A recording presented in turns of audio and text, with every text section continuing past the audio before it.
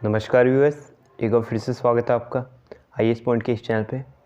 और आज हम पढ़ रहे हैं योजना आयोग तथा वित्त आयोग, planning commission and finance commission के बारे में। इससे पहले हमने बात करी है डिसेंट्रलाइजेशन प्लानिंग के बारे में, और साथ ही हमने पढ़ा है आपका मल्टी लेवल प्लानिंग के बारे में। कैसे जो सेंट्रल जो लेवल वो प्लानिंग्स बनाते हैं आपके, वो बाद में क्या होता है स्टेट्स भी प्लानिंग बनाने लग जाते हैं अलग अलग स्तरों पर, क्योंकि जो प्लानिंग्स का जो इम्प्लीमेंट है वो उस तरीके से नहीं हो पाता था जिस तरीके से सेंट्रल चाहता था।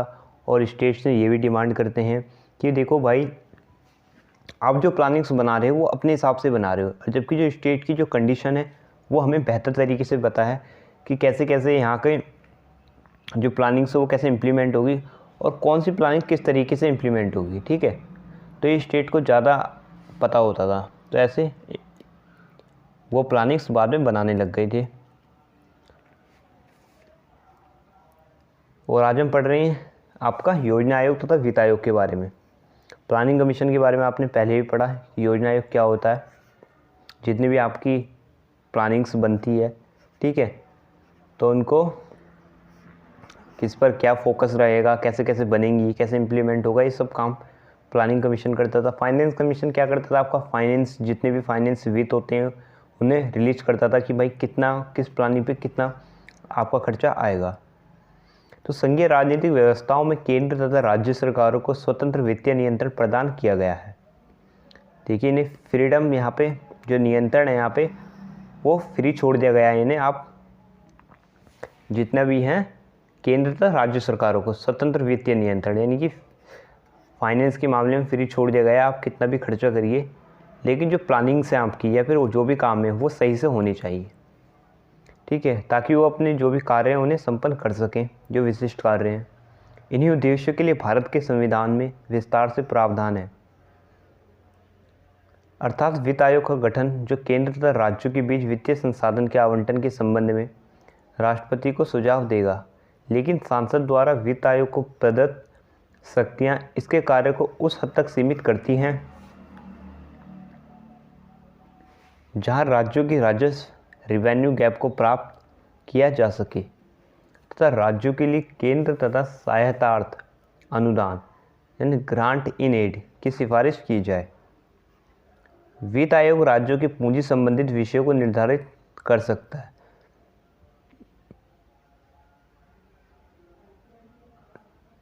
जो आपका वित्त आयोग है वो राज्यों के पूंजी संबंधित विषयों को निर्धारित कर सकता है कि भाई किस प्लानिंग पे कितना पैसा लगेगा या कहाँ पे कितना पैसा आपका लगना चाहिए। ये जो सभी विषय हैं ये फाइनेंस कमीशन के हाथ में थे उस वक्त। यद्यपि संविधान केंद्र तथा राज्यों के लिए सहायता निर्धारित करने के लिए वित्त आयोग के पूंजी अथवा राजस्व से संबंधित भूमिका को वर्गीकृत नहीं करता है। इसी बीच नियोजन की प्रक्रिया को प्रोत्साहित करने के लिए एक अतिरिक्त संवैधानिक निकाय एक्स्ट्रा कॉन्स्टिट्यूशनल बॉडी योजना आयोग का गठन पहले हुआ। जो आपकी प्लानिंग्स हैं उनको और बढ़ाने के लिए, उन्हें और मतलब फोर्सफुली करने के लिए और प्रोत्साहित करने के लिए एक जो आपकी एक्स्ट्रा कॉन्स्टिट्यूशनल बॉडी थी जो प्लानिंग कमीशन, उसका इससे पहले निर्माण हो चुका था। योजना आयोग का जो गठन था वो पहले वित्त आयोग के गठन से भी पहले हुआ था।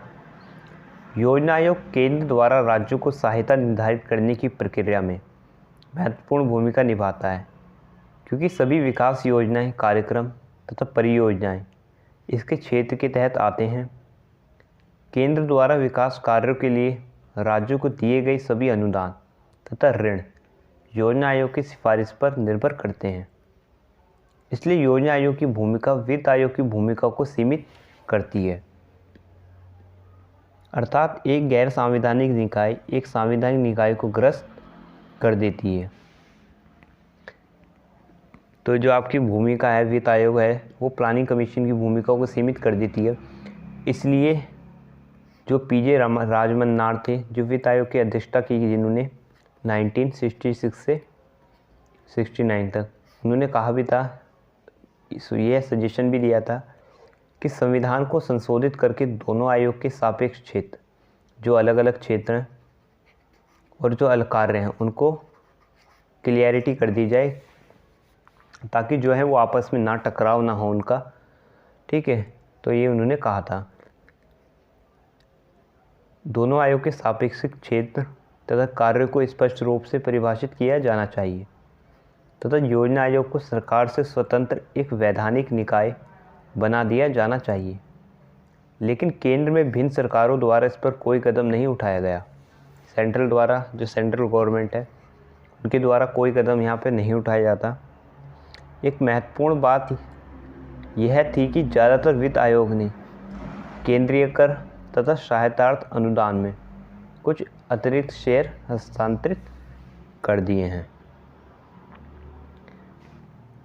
1990 के दशक से कुछ घटनाओं ने विकास की प्रक्रिया में राज्यों की भूमिका को लेकर केंद्र सरकार के विचार में परिवर्तन किया, ठीक है। जो 1990 का दशक होता है आपका, जिसे इकोनॉमिक रिफॉर्म का दौर भी कहा जाता है। इस इकोनॉमिक रिफॉर्म आप LPG, इसके बारे में आप आगे चैप्टर में पढ़ेंगे। Liberalisation, privatisation, globalisation, economic reform क्या थी, क्या रीजंस थे इन्हें करने के, ठीक है। तो ये आप आगे पढ़ेंगे। तो कुछ घटनाओं ने विकास की प्रक्रिया में राज्य की भूमिका को लेकर केंद्र सरकार के विचार में परिवर्तन किया। तो केंद्र सरकार के जो थॉट्स थे, पहले विचार जो थे, वो चेंज हो जाते हैं 1990 में। जो विकास की कुछ घटनाएं होती हैं, वो घटनाएं क्या थी, ये हम पढ़ते हैं। पहला पॉइंट है, पहली जो घटना थी वो थी आर्थिक सुधारों की प्रक्रिया, जिसकी शुरुआत होती है 1991 और 92 में। राज्यों की सक्रिय आर्थिक सहभागिता जरूरी थी। सहभागिता नियोजन की संवैधानिक जरूरतों को 73वें तथा 74वें संवैधानिक संशोधनों ने पूरा किया, जिसे 1993 में पारित किया गया था।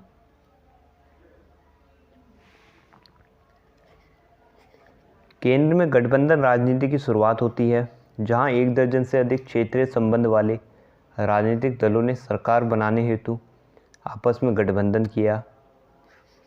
10वें वित्त आयोग की सिफारिश, जिसके उपरांत एक संवैधानिक संशोधन ने शक्ति हस्तांतरण की वैकल्पिक पद्धति अल्टरनेटिव मेथड ऑफ डिवोल्यूशन को वर्ष 1995 में कानून बनाया।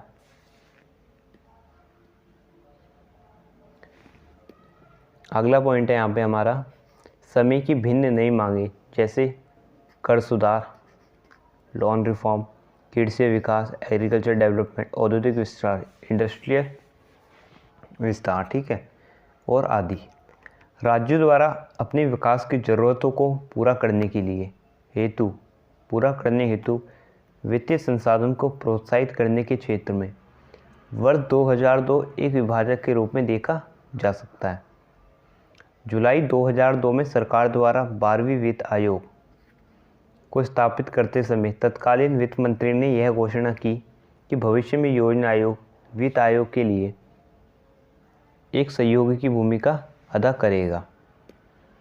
इसी घोषणा में सरकार ने योजना आयोग के एक सदस्य को वित्त आयोग का भी सदस्य बनाया। ऐसा प्रतीत हो रहा था कि सरकार ने चौथे वित्त आयोग की सिफारिश को बहुत हद तक मान लिया है। यद्यपि आलोचकों को यह मानना था कि एक संवैधानिक निकाय का एक गैर संवैधानिक निकाय द्वारा उल्लंघन है। सरकार ने स्पष्ट किया कि यह अर्थव्यवस्था तथा वित्तीय संघ की समकालीन जरूरतों को प्रोत्साहित करने का एक प्रतीक है। एक दूसरा महत्वपूर्ण कदम तब उठाया गया जब वित्तीय दायित्व तथा बजट प्रबंधन अधिनियम physical responsibility and budget management act FRBM यह आपका 2003 में पारित होता है, जो राज्य सरकारों को यह अधिकार देता है, जो भी आपकी स्टेट गवर्नमेंट होगी, वे अपनी योजना व्यय की पूर्ति के लिए बाजार से उधार ले सकते हैं। 2003 में एक नया अधिनियम आता है, बजट प्रबंधन अधिनियम, physical responsibility and budget management act FRBM। इसमें क्या होता है, इसमें ये राइट्स था कि जो भी आपकी स्टेट गवर्नमेंट है, ठीक है, राज्य सरकारें हैं, वे अपनी योजना की पूर्ति के लिए जो भी आप प्लानिंग्स बना रही हैं स्टेट, वो क्या कर सकती थी, जो भी आपको मार्केट्स हैं वहाँ से लोन ले सकती थी, उधार ले सकती थी कितना भी। इसके लिए उन्हें जो है सेंट्रल जो गवर्नमेंट है उनकी परमिशन लेने की आवश्यकता नहीं थी, बशर्ते उन्होंने अपने निजी वित्तीय दायित्व के अधिनियम को पारित किया हो। इस कदम ने राज्यों के लिए अधिक स्वायत्त योजना सहभागिता सुनिश्चित करके देश में सहभागिता नियोजन को प्रोत्साहित किया। यदि हम कर सुधार की प्रक्रिया को देखें तो राज्यों द्वारा अधिक से अधिक कर वसूलने की सामान्य प्रवृत्ति नज़र आती है, जिसमें मूल्य वृद्धि कर जैसे वैट एक सुस्पष्ट उदाहरण है, जिसके द्वारा लगभग सभी राज्य अपने सकल राजस्व कर प्राप्ति में वृद्धि करते हैं। इस उद्देश्य की पूर्ति हो सकती है यदि अर्थव्यवस्था वित्तीय वर्ष 2009 से 2010 में प्रस्तावित वस्तु तथा सेवा कर goods and service tax GST का अधिनियम करें। जीएसटी कब आया था आपको याद होना चाहिए, ये आया था आपका 2017 में, मुझे भी एग्जैक्ट याद नहीं है, तो आप ये पढ़ लीजिएगा ये कब आया था। योजना आयोग की जगह जनवरी 2015 में नीति आयोग की स्थापना के उपरांत तो जो आपका है योजना आयोग प्लानिंग कमीशन है वो 2015 में समाप्त हो जाता है और उसकी जगह नया निकाय बनता है नीति आयोग। इसकी जो घोषणा थी वो प्रधानमंत्री नरेंद्र मोदी जी की उपलक्ष्य में हुई थी, जो वो प्रधानमंत्री थे। अब योजना वित्त आयोग संबंधी वित्तीय विवाद में समाप्त हो चुका है। वैसे इसका हमेशा ही एक अकादमी महत्व रहेगा तथा नीति निर्माताओं को एक तरह में दिशा निर्देश देता रहेगा। नीति आयोग आने के उपरांत केंद्र से राज्य को मिलने वाली वित्तीय सहायता की पूरी रूपरेखा ही बदलने की प्रक्रिया में है। इस आयोग के निर्णय में आज राज्यों की सक्रिय भागीदारी है। इनका शासी परिषद में होने से राज्यों के धन आवंटन मामले में जो विचार विमर्श की प्रक्रिया होगी उसमें स्वयं राज्य भी शामिल रहेंगे। राजकोषीय सहकारी संघवाद की परिपक्वता का वास्तव में यह एक नया उदाहरण है। यहाँ पे आपका प्लानिंग कमीशन और फाइनेंस कमीशन टॉपिक भी ख़त्म हो जाता है। आगे हम पढ़ते हैं एक आलोचनात्मक मूल्यांकन, अ क्रिटिकल इवोल्यूशन। ठीक है, इसे पढ़ते हैं और उसके बाद ये चैप्टर आपका समाप्त हो जाएगा। इसमें हमने क्या क्या पढ़ा, हमने बात करी है प्लानिंग्स की, ऑब्जेक्टिव्स ऑफ प्लानिंग्स के बारे में पढ़ा। उसके बाद हमने अलग अलग प्लानिंग्स के बारे में पढ़ा, डिसेंट्रलाइजेशन प्लानिंग्स के बारे में पढ़ा, मल्टी लेवल प्लानिंग्स के बारे में बात होती है। ठीक है, तो ये भारत के उपलक्ष्य में पढ़ा हमने कि भारत में प्लानिंग्स कैसे कैसे बनती है। आपका 5 ईयर्स प्लान के बारे में पढ़ा, वो कब आते हैं, क्यों आते हैं, उनके जो फोकस थे वो क्या क्या रहते हैं। आज का क्रिटिकल एवोल्यूशन एक बार देख लेते हैं। भारत में नियोजन की प्रक्रिया शुरुआत से आलोचना कई कारणों से की जाती रही है। जब स्टार्टिंग होती है आपकी प्लानिंग्स की तो ये आलोचना से ही स्टार्ट होती है। समय के साथ न केवल इसके आलोचकों में वृद्धि हुई बल्कि नियोजन की कमियों की ओर भी संकेत किया गया। सरकार ने इन कमियों पर ध्यान दिया। आलोचनाओं के कारण आज भी मौजूद है, लेकिन अंतर यह है कि न केवल सरकार इनके प्रति सचेत है बल्कि उन्हें दूर करने की कोशिश भी कर रही है।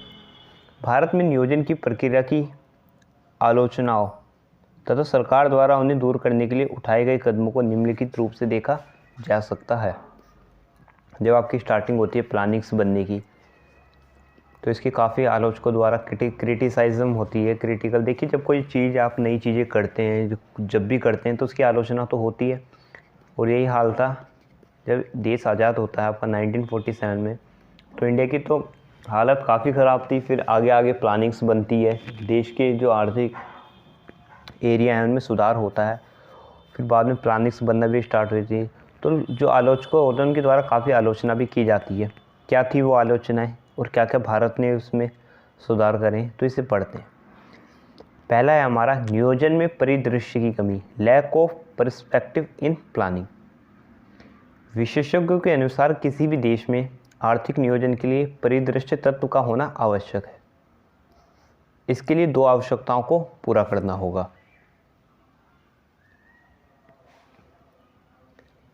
पहला है नियोजन की प्रक्रिया मूल्यांकन आधारित होनी चाहिए। दूसरा है लघुकालीन उद्देश्यों के साथ साथ दीर्घकालीन उद्देश्यों को भी प्राप्त किया जाना चाहिए। यहाँ पे बात करी जा रही है जो भी आपके प्लानिंग्स हैं वो मूल्यांकन आधारित होना चाहिए। जो आपके स्टेटिक्स हैं आपको पूरा मूल्यांकन उसका करना चाहिए कि कैसे आप आने वाले टाइम में इतना अचीव कर लोगे, कैसे कैसे वो हो जाए, तो उसका पूरा मूल्यांकन होना चाहिए। यानी कि होमवर्क उसका पहले से ही कंप्लीट होना चाहिए। और आपको शॉर्ट टर्म जो आपके लक्ष्य हैं, उद्देश्य हैं जो लघुकालीन, उनके साथ साथ आपको दीर्घकालीन उद्देश्यों को भी प्राप्त करना चाहिए। ठीक है।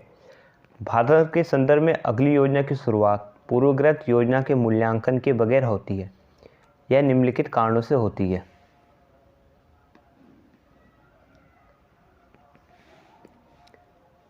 ये है राष्ट्रीय स्तर पर एक केंद्रक अभिकरण, नोडल एजेंसी की कमी। नेशनल लेवल पे हमारे पास कोई केंद्रक अभिकरण नहीं था, यानी कि नोडल कोई एजेंसी नहीं थी जो आंकड़ों को एकत्र करने के लिए जिम्मेदार होता है। देखिए आजकल तो काफ़ी चीज़ें हैं, कंप्यूटर्स हैं, लैपटॉप्स हैं, सोशल मीडियास हैं, तो यहाँ पे कर सकते हैं। लेकिन उस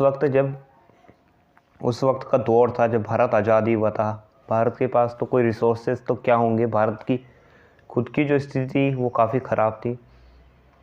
तो वहाँ पर भारत के पास कोई नोडल एजेंसी नहीं थी जो आंकड़ों को इकट्ठा कर सके। ठीक है, तो इसलिए प्लानिंग्स जो है वो आपकी उतनी मूल्यांकित नहीं बन पाई। बी है आपका कारण राज्य व्यवस्था की संघीय प्रकृति के कारण आंकड़ों का एकत्रीकरण देरी से होना एवं राज्यों पर अधिक निर्भर किया जाता है। सी है तीव्र गति से आंकड़ों का वितरण संभव नहीं है, कि आप तेज़ी से आंकड़ों का वितरण यहाँ पे पॉसिबिलिटी नहीं था।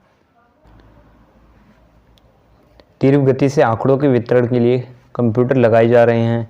अभी योजनाओं की शुरुआत अनुमानित आंकड़ों के आधार पर की जाती है, कि पहले कंप्यूटर्स तो होते नहीं थे, तो एक अनुमान लगा लिया जाता था और उसी के आधार पर जो आंकड़े थे आपके वो एकत्रित किए जाते थे। अस्थायी अत्याधुनिक जो करीब करीब वास्तविक आंकड़ों के समान हैं। लेकिन एक बार विचार की गई उपरोक्त व्यवस्थाएं सही स्थान पर हो तो निसंदेह भारतीय नियोजन मूल्यांकन आधारित होगा। इसी बीच केंद्रीय बजट की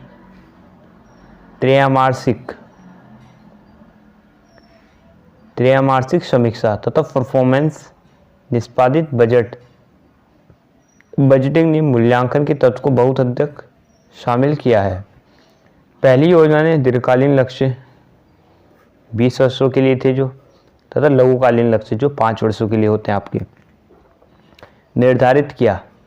लेकिन समय के साथ जरूरी संसाधन जुटाने की विफलता तथा केंद्र में राजनीतिक अस्थिरता के कारण यह परंपरा स्थापित की गई कि नियोजन के लिए लघुकालीन लक्ष्य ही निर्धारित किए जाएंगे।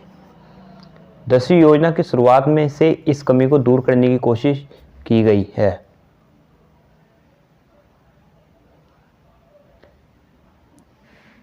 इस योजना ने न केवल दीर्घकालीन लक्ष्य किए बल्कि 11वीं योजना के लिए भी अनुश्रेणित लक्ष्यों का निर्धारित किया। यहाँ यह उल्लेख करना आवश्यक है कि सरकार परिदृश्य नियोजन की आवश्यकता से अभिज्ञ थी तथा यह 1970 के दशक के मध्य इस नाम से एक अलग विभाग योजना भवन में कार्य कर रही है। वर्तमान में योजना आयोग में 31 प्रभाग है, 31। संतुलित वृद्धि दर विकास को प्रोत्साहित करने में विफलता, यह आपका सेकंड पॉइंट है।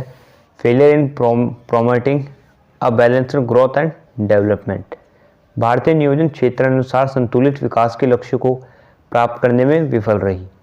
यद्यपि इस वास्तविकता पर दूसरी योजना से ध्यान दिया पर उठाए गए कदम अपर्याप्त तथा अदूरदर्शी थे। राष्ट्रीय स्तर पर आर्थिक नियोजन संतुलित विकास को प्रोत्साहित करने के लिए एक प्रभावी साधन के रूप में साबित हुआ है, लेकिन भारत के संदर्भ में यह बिल्कुल विपरीत है। संतुलित विकास के मुद्दे के लिए नियोजन प्रक्रिया सही साधनों का इस्तेमाल कर रही है, अर्थात क्षेत्रीय आधार जो आपके हैं प्राथमिक, द्वितीय तथा संघीय कारणों पर योजना निधि का आवंटन, लेकिन राजनीतिक कारणों से राज्यों को योजना निधि आवंटित करने की पद्धति में विसंगति उत्पन्न हुई। सैद्धांतिक स्तर पर सरकार को इसका निदान मालूम था, लेकिन व्यवहारिक स्तर पर नियोजन की प्रक्रिया को वास्तविक राजनीति ने प्रभावित किया। इसका कारण प्रजातांत्रिक अपरिपक्वता तथा नियोजन की प्रक्रिया का राजनीतिकरण था। स्थिति में अब बेहतर बदलाव आया है। सरकार ने देश में संतुलित विकास के लिए एक दो तरफा नीति अपनाई है। स्थिति जो है पहले से बेहतरीन होती है। जो गवर्नमेंट है आपकी, उसने देश में इक्विलिब्रियम डेवलपमेंट के लिए दो तरफा नीति अपनाई है। पहली है, केंद्रीय सरकार निवेश के लिए पिछड़े क्षेत्रों को आजकल प्राथमिकता दी जा रही है। 1950 के दशक से शुरू गई नीति के समान, जैसा आपका 1950 में हुआ था कि बॉटम टू अप की जो डेवलपमेंट की नीति अपनाई गई थी, यहाँ पे भी जो आपकी सेंट्रल गवर्नमेंट है वो इन्वेस्टमेंट के लिए पिछड़े क्षेत्रों को प्रायोरिटी देती है। केंद्र द्वारा विभेदी विकास रणनीति की एक नई शुरुआत 10वीं योजना द्वारा की गई। इस नीति के तहत विभिन्न राज्यों के विकास प्रतिबंधों का सामना नीति के विविधीकरण द्वारा किया गया है। अधिक जरूरतमंद राज्यों के योजनाबद्ध विकास के लिए केंद्र सरकार द्वारा अतिरिक्त निधि तथा सहायता प्रदान की जाती है। यह कदम राजनीतिक मतभेदों से परे है। यह वर्तमान में आर्थिक विकास के मुद्दे पर राजनीतिक परिपक्वता की प्रतीक है। तो गवर्नमेंट 1950 की बात ही यहाँ पर डेवलपमेंट के जो प्लानिंग्स है आपकी, उनको तैयार करती है कि जो पिछड़े क्षेत्र हैं वहाँ निवेश को बढ़ावा देकर। दूसरा पॉइंट यहाँ पे आता है आपका, देश में क्षेत्रीय असंतुलन के विषय को संबोधित करने के लिए नियोजन की एक संपूरक नीति भी है। देश में आर्थिक सुधार की प्रक्रिया शुरू होने के बाद नियोजन की प्रकृति का झुकाव अधिक से अधिक सांकेतिक परिचयात्मक नियोजन की तरफ होना था। अर्थव्यवस्था को भविष्य में विकास के लिए अधिक से अधिक निजी क्षेत्र के निवेश पर निर्भर होना था। लेकिन निजी क्षेत्र स्वाभाविक रूप से उन क्षेत्रों में निवेश करेगा जहां आधारभूत संरचना बेहतर होगी, क्योंकि विकसित क्षेत्रों में आधारभूत संरचना बेहतर होती है, इसलिए वे अधिक निवेश आकर्षित करेंगी, जिसके फलस्वरूप असंतुलित विकास में वृद्धि होगी। इस समस्या से निपटने के लिए केंद्र निम्न आधारभूत संरचना वाले राज्यों को प्रोत्साहित कर रहा है। समस्या का निदान धीमी गति से हो रहा है, लेकिन कम से कम सरकार इस समस्या को संबोधित कर रही है। कम से कम जो गवर्नमेंट है आपकी इस समस्या की तरफ ध्यान खींच रही है। इस नीति की कोई आलोचना नहीं की जाती है, फिर भी संतुलित विकास भारत में नियोजन के लिए एक बड़ी चुनौती होता है।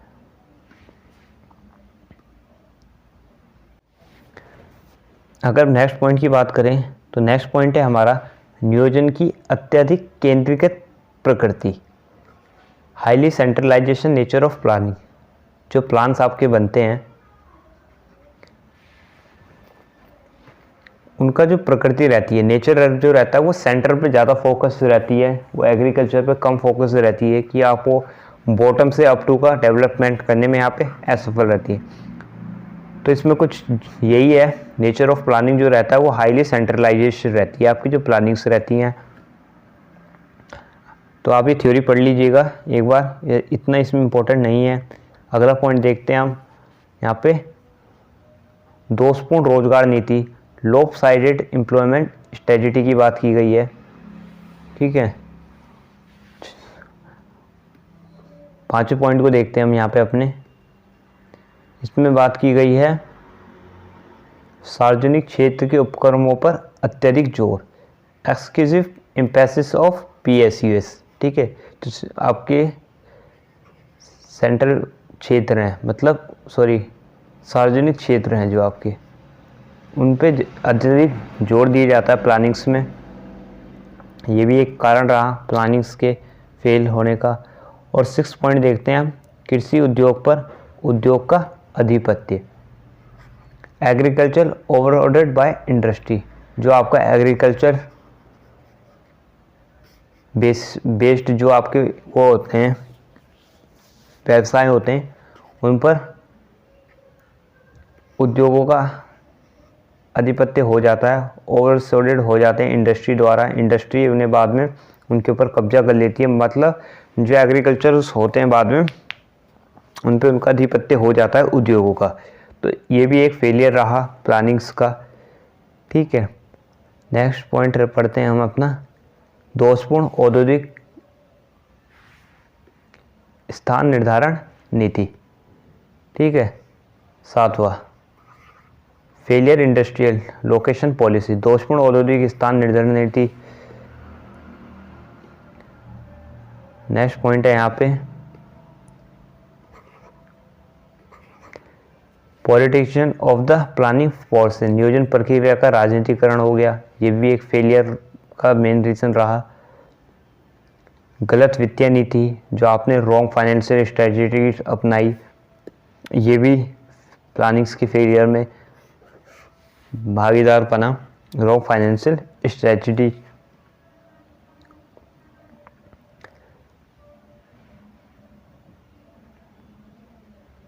ठीक है, तो यहाँ पे आपके जो है ये ख़त्म हो जाता है। जो आपका ये पढ़ा आपने,